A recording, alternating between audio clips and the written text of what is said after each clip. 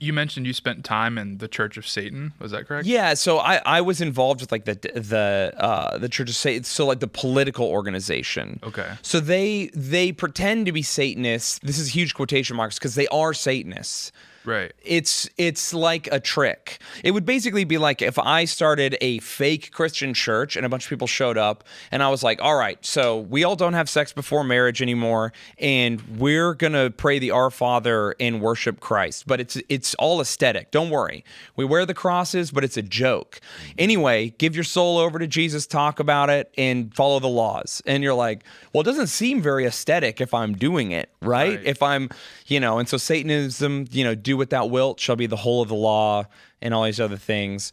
And so you think like, oh, this is a goofy, like I'm just scaring silly Christians who are trying to put the 10 Commandments outside of courthouses, but you're participating in Satanism proper. I mean, that is Satanism. Yeah, I would just be curious, like the extent of interactions you had with demonic elements. Well, within that organization, there are people just doing political things and being aesthetic and whatever. But then, of course, there's a bunch of people doing magic and witchcraft. And I did get involved in that for a time where I was like, I don't know. I was reading. I've always been a fan of philosophy and stuff. When I was young, I was an edgy atheist. I had to read all the Four Horsemen. I loved Hitchens. Then I got into Albert Camus, and I was like, "Ooh, the Stranger." I'm not a nihilist. I'm an absurdist. I'm smarter than everybody. And then, of course, you keep going along in life. And then eventually, I was like, "Well, if I'm open to all this stuff, why wouldn't I be open to like the occult or whatever? Let's see what it's about." And I read a book that I'm not going to name, but it's a book about a type of magic that's very popular that most people do, and I started to do some of the stuff in there and it started working. And that was like a big moment for me where I went from sort of being like I would describe myself as an agnostic atheist. I would do the Sam Harris grift where I'm like, no, I'm like kind of an atheist. I'm just not all the way. I'm not doing presumption, but I'm an atheist otherwise. I would do that, and that pushed me fully into like, nope. That's right. Yeah, something's going on. There's something happening. And then, of course, I got scared and gave that up. And then over time, I got very, very lucky and experienced a miracle, which brought me to Christ. But like in that time, I mean, I experienced lots of terrifying things. And I experienced, that stuff works and you have to pay like a severe and intense price for it too. So there are people that intentionally try to invoke demons? Yes. They try to summon them? I mean, obviously we know that, but like they want to be possessed or how does this work? I'll let you answer. I mean, yeah. So there are people who are inviting demons into their lives, trying to bring them out, so there are people who they're doing magic. And so they're trying to affect their material reality by doing rituals and things. And then you go beyond that into people who are mad at God, and then they start to do things in order to hurt God or the people who follow God. And then the more you do one, the more it leads into the other. Because again, sin darkens the intellect and makes you angry, which makes you insane, which makes you susceptible to manipulation by demons. The next thing you know, you're a guy who wears a diaper with your girlfriend on the weekends and you do magic and you're a huge loser, Like those are the types of people who do this stuff. Yeah. They're creeps and weirdos. Yeah. Like universally, there's no one who does this kind of stuff that's like not into the weirdest, grossest thing you've ever heard of, right? And so basically they do get so into it that then they begin to be obsessed with power. And yeah, just like the idea that like I could bring this into the world, or I could summon or interact with this. Like you become obsessed with the power that they make you feel, I suppose. And so people become really into that. I was never into that. I think very luckily I was like, oh, I want money. I want women. I want success, all that kind of stuff. And as soon as my life began to fall apart as I received certain things and I experienced some really, really dark things, I was like, oh, I'm out. So this is real, but there's a price and a cause for everything. So I'm out, very luckily. But there are people who get really into it, and then they go even beyond what they're doing for themselves, and now they're trying to do to others. So then you get like satanic ritual abuse, where people are like hurting children or trying to consecrate people to the devil or do things like they're playing the long game. So they want the devil to hurt your family 2 generations from now type stuff. And exorcists, as far as I know, do experience that. Yeah, there's a Latin adage within the church, lex orandi, lex credendi. So that's the law of prayer. The way we pray is going to determine how we believe, right? So, people.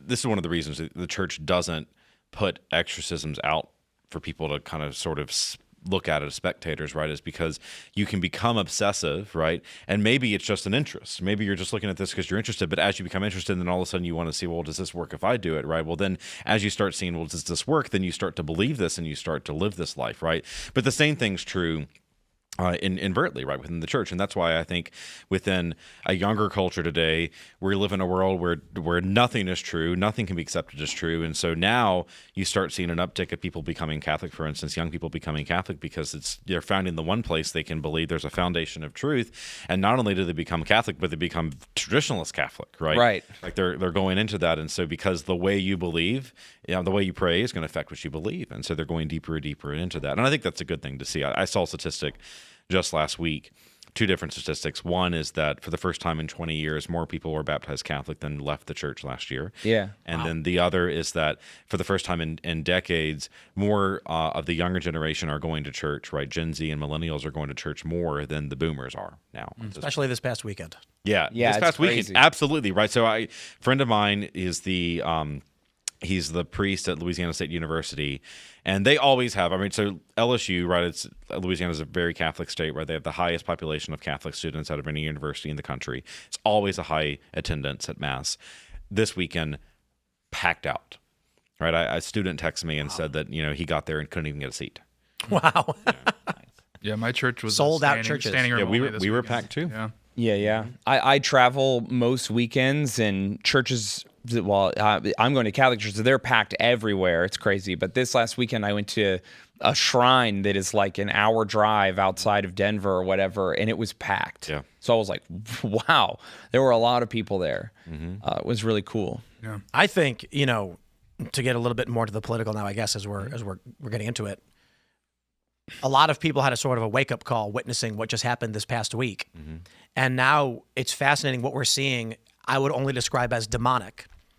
These videos that people have made celebrating Charlie Kirk's death look like something you would expect a movie to depict as a demon. They're cackling and laughing and making Kubrick stares at the camera and calling for more. Yeah. And it's a behavior that we, as humans, associate with a demonic, in our movies, this is how the possessed behave. And so I see this and I'm thinking, the way I described why I made a video last week, said it's time to bring back exorcisms. And the point I was making is that I've traveled the world, I've met a lot of people, I've met some bad people. And almost entirely, the motives and behaviors of the individuals are entirely human. That is, they follow human vice, which would be the actions taken for reasons of envy, wrath, lust, gluttony. These are very obvious things to us. So when someone attacks another person, why did they do it? And wrath, they felt anger. Sometimes just for no reason, they were angry. Envy, they stole from you because they were jealous of something you had. They attacked you. And recently, I've experienced things that defy human vice. Typically, when humans do bad things, they're getting something satisfactory from it, either emotionally or physically.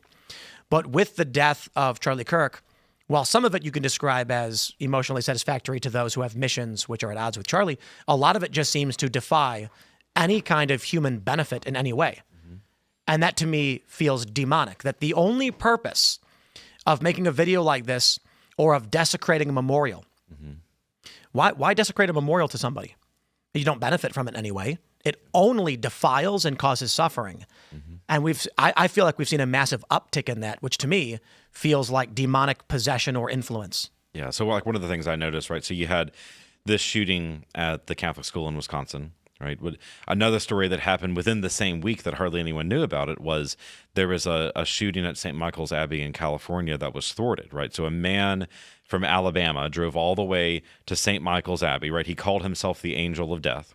He's going to St. Michael's Abbey, right? Who's the the angel of life and defending the Lord, right? It's a Norbertine monastery. Yeah, for those of you who don't know, it's like the monastery right now. Yeah, I mean, it's the place. It's the center of traditional Catholic culture right now, essentially. Yeah, especially because they're all over Instagram and that kind of thing, right? So I've they're been doing beautiful. Yeah, they're doing a lot of great things there. And right, so this man goes there. This is within the same week as the Wisconsin shooting. And I don't know the full story about how they discovered him, that he had this plot, right? So that happened then, right? And then you have the Charlie Kirk shooting the next week, right? And within that same week, I received a letter in the mail from an unknown person in Miami. Never met this person. I opened it up, and it's all these just written in Sharpie, in red, white, and black Sharpie, this obscene stuff about Trump, about conservative Catholic women, and there's no real threat in it, but it's just gibberish, and it was written on lottery tickets. Man, that's the craziest part right there. Yeah, and so I mean, I get this, and my immediate thought is I turned it over to the police. I don't think it's threatening, but it's all in the same context of all of this, and we've increased security at our school masses. You just scratch them first, just to see. Hey, hold up, wait a minute. They weren't scratch-alls. They weren't scratch-alls. They were Powerball tickets. Thanks for watching this clip from the Culture War podcast. We're live every Friday, 10 a.m. to noon, so subscribe and come hang out.